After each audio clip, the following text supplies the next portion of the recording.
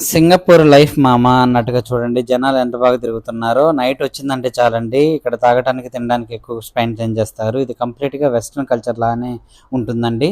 చాలా జాలీగా ఉంటుంది. నైట్ ఎప్పుడు సాయంత్రం ఎప్పుడవుతుందా అని వెయిట్ చేస్తుంటారు ఆఫీసులకెళ్ళేవాళ్ళు, వర్క్ చేసేవాళ్ళు.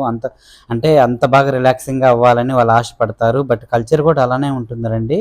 ఇక్కడ కంప్లీట్‌గా చాలా బాగుంటుందండి. కంప్లీట్‌గా వెస్టర్న్ స్టైల్‌ని కంప్లీట్‌గా ఇక్కడ క్లియర్‌గా రోడ్ల పైన గానీ, ఇక్కడ పబ్బులు గానీ అన్ని చోట్ల ఇక్కడ కనిపిస్తాయి. నేను అట్లా వెళ్తూ ఉంటే ఒక డాగ్ బ్రీడ్ నాకు కనిపించింది. అది చాలా చాలా బాగుంది యాక్చువల్లీ. దాన్ని చూస్తే నాకు మాత్రం ఆ బ్రీడ్ పేరు తెలీదండి. మీకెవరికైనా తెలిస్తే కంప్లీట్‌గా కామెంట్ చేయండి.